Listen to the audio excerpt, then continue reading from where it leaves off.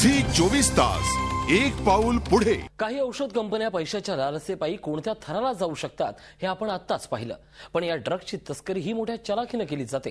तुम्ही स्वप्नातही विचार केला नसेल अशा पद्धतीने तस्कर ड्रग्सची तस्करी करतात।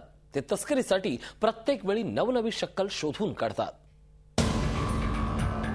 कधी सुटकेसच्या छुप्या कप्प्यात तर कधी खाद्यपदार्थांच्या सामानातून तस्कर अंमली पदार्थाची तस्करी करतात। सुरक्षा यंत्रणेला गुंगारा देण्यासाठी अंमली पदार्थांच्या तस्करांकडून प्रत्येक वेळी अशा नवनव्या पद्धतींचा अवलंब केला जातो। एखादी पद्धत उघड झाली की पुढच्या वेळी तिचा वापर करण्याचं टाळलं जातं। अलीकडच्या काळात अंमली पदार्थांच्या तस्करांनी तस्करीसाठी कुरिअरचा वापर सुरू केलाय। तस्करीसाठी कुरिअरच्या वापरात अनेक फायदे आहेत। तस्करीसाठी येणारा खर्च तुलनेत नगण्य असतो आणि कुणाच्या अटक होण्याचीही शक्यता नसते। कुरिअरच्या माध्यमातून अंमली पदार्थ पाठवण्यासाठी तस्कर बनावट नाव आणि पत्त्यांचा वापर करतात।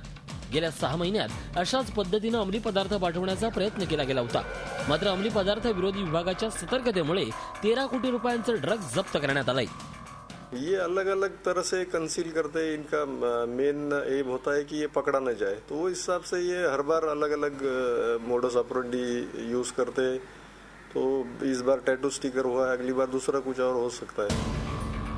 अंमली पदार्थ तस्करांनी अंमली पदार्थाच्या तस्करीसाठी देवाच्या फोटोचाही वापर केल्याचं नुकतंच उघड झालंय। पुस्तकाच्या आकाराचे बॉक्स तयार करून किंवा दागिन्याच्या बॉक्समधून अंमली पदार्थ पाठवले जाण्याचे प्रकारही उघडकीस आले आहेत। साखर आणि मिठाच्या पाकिटातून केटामाइन आणि अल्फाझोलम सारख्या औषधांची तस्करी करण्याचा प्रकार घडलाय। एवढंच नव्हे तर शरीराच्या विविध भागात अंमली पदार्थ लपून तस्करी करण्याचे प्रयत्न केले गेले आहेत। पोटात अंमली पदार्थ लपवून आणण्याचा प्रकार काही महिन्यापूर्वीच उघड झाला होता। मात्र ही तस्करी जीवावर बेतण्याची शक्यता असते। मात्र या धंद्यात होणारी कमाई मोठी असल्यामुळे लोक तो धोका पत्करायला तयार होतात। कंसीलमेंट के काफ़ी एडवांस स्टेज पे पहुंच चुके हैं। अभी कुरियर एक काफ़ी सेफ मोड माना जाता था ड्रग पेडलर्स लोगों के लिए, ड्रग सिंडिकेट के लिए, क्योंकि वहाँ पर पैसेंजर इन्वॉल्व होता नहीं है end it is very easy for them K drugs को फूड स्टफ करके दे कैन एक्सपोर्ट इट। भारतात आज मितीला केटामाइनची किंमत 10 लाख रुपयांच्या घरात आहे।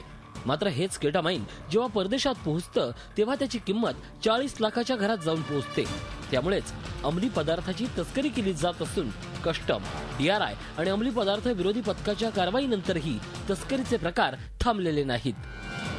झी 24 ताससाठी राजीव रंजन, मुंबई। झी 24 तास एक पाऊल पुढे।